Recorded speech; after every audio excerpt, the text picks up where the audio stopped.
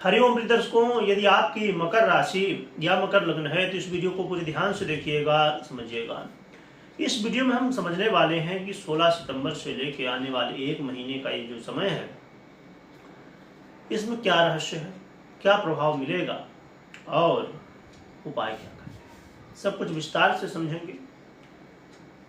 इसमें एक बात का ध्यान रखना है कि बिना स्किप किए देखना है और पहले हम ग्रह स्थितियों को समझेंगे, उसे बड़े ध्यान से समझिएगा। फलादेश नहीं भी सुनेंगे तो भी ठीक है, पर पहले ग्रह स्थितियों को समझिए, जिससे फलादेश समझेंगे तो उसमें बड़ी आसानी हो। हम बात कर रहे हैं प्रिय दर्शकों ग्रहों के राजा सूर्य की। तो सूर्य का जो परिवर्तन होने जा रहा है ये बड़ा महत्वपूर्ण है, क्योंकि ये परिवर्तन कन्या राशि में होने जा रहा है और कन्या राशि जानते हैं बुध की है, परंतु यहाँ पर कुछ रहस्य छुपा हुआ है जो कि बड़ा सरल है, पर हो सकता है कुछ लोगों को समझना होगा।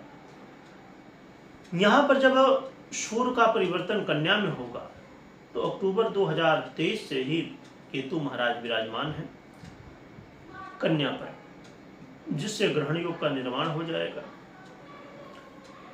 तो ये ग्रहण योग जो बनने वाला है,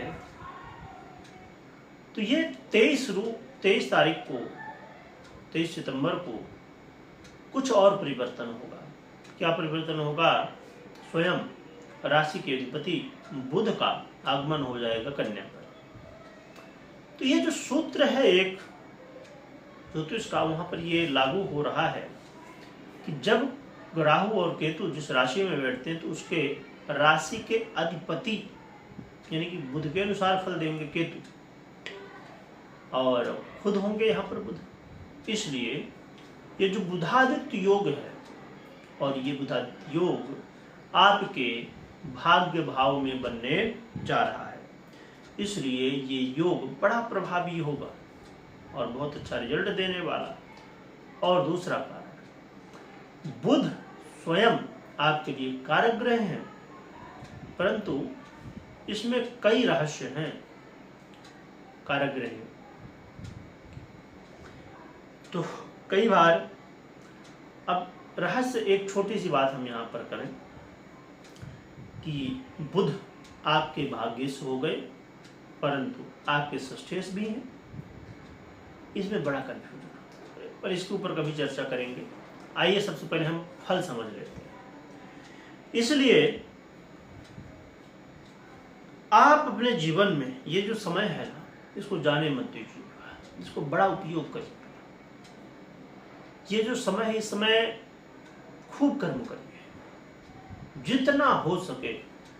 अब ठीक है, एक महीने के लिए ही स्थितियां बन रही हैं, उससे भी कम के लिए, परंतु जब तक बुध कन्या में है खूब प्रयास करिएगा। जो भी करना चाहते हैं, आपके लिए जो सबसे महत्वपूर्ण कार्य हो उसको चुनिए और उसमें लग जाइए तन मन धन से, क्योंकि ये जो समय है ना, ये आपको सफलता देने वाला समय है। आपके जीवन में समझिए कि एक पहाड़ है, उसको तोड़ना है, पर पहाड़ तोड़ना क्या छोटी बात है, बहुत ही मुश्किल है ना। असंभव जैसी स्थिति वाला है, असंभव नहीं पर असंभव जैसी स्थितियों वाला। परंतु ये समय आपके जीवन में बड़ा से बड़ा कार्य रुका हुआ हो, उसके लिए प्रयास बस करना है, हो जाए। इस समय भाग्य का साथ आपको मिलेगा, और जब भाग्य का साथ मिलता है तो कर्म भी फलीभूत होने लगते हैं। कई बार आप देखते हैं कि आप बड़े मेहनती होते हैं, बड़े कर्म करने वाले होते हैं। वैसे भी ये शनि की राशि है, तो शनि की राशि एक ऐसी राशि होती है जो कर्मवादी होती है ना। कर्म करना इनके लिए सबसे ज़्यादा आसान और लगन लगाने वाला काम होता है, परंतु कई बार उसका फल नहीं मिलता है। परंतु ये समय है जिसमें प्रयास करना चाहिए। इस समय भगवान के प्रति और धार्मिक यात्रा करने का भी मौका आपको मिलने वाला है। भगवान के प्रति लगाव बढ़ने वाला है, साथ में आप अपने जीवन में अपने पिता के सहयोग से कुछ बड़ा कर पाएंगे। पिता का सहयोग मिलेगा और पिता के जीवन में भी कुछ बेहतर स्थितियां बनने वाली है।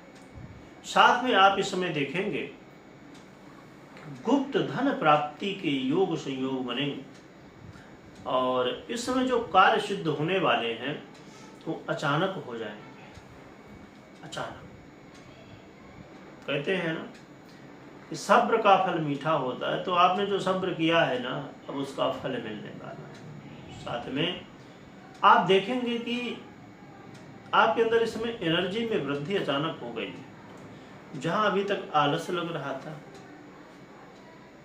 जहां अभी तक लग रहा था कि चलो भाई आज नहीं कल करेंगे, परंतु अब लगेगा नहीं काल करे सो आज कर, आज करे सो अब, ये वाली स्थिति बनने वाली है। ये बहुत अच्छी बात है और व्यक्ति को अपने जीवन में इसी चीज को फॉलो करना चाहिए।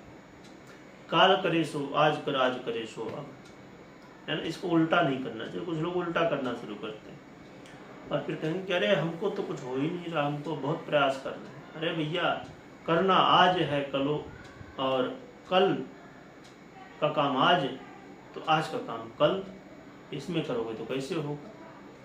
तो इसलिए समय की बड़ी कीमत है जीवन में, क्योंकि ये समय अब मैं सोचिए अभी वीडियो बना रहा हूँ, पर क्या अगले क्षण का कुछ पता है क्या होगा, कुछ पता नहीं।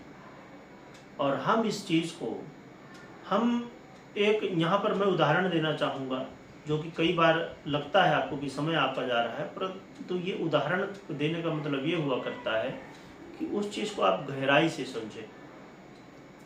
जैसे समझिए कि कोई एक बिल है, कोई चीज़ आपने सामान लिया, ठीक है, हमने लाइट बिल की ही बात कर लेते हैं। लाइट बिल की जो डेट होती है भाई 10 तारीख 15 तारीख जो भी, उस समय तक आप भर दे लेते हैं। क्यों? क्योंकि नहीं भरेंगे तो डेट बढ़ जाएगी, तो भाई थोड़ा फाइन लगती उसमें 10 20 50 जो भी। फिर वो भी डेट गई तो फिर मीटरें उठा ले जाएंगे। आपका जो मीटर है वो ले गए, लाइट बंद, अंधेरा, इसलिए हम बिल जल्दी भरते हैं। और जब फिर मीटर लगवाना है ना तो फिर पैसा भरना पड़ेगा, इसलिए भी लगवाते हैं तो बिल भर देते हैं।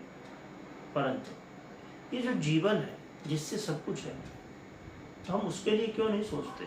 हमें जीवन में जो उद्देश्य है हमारा मूल, हम उसके लिए क्यों नहीं सोचते हैं।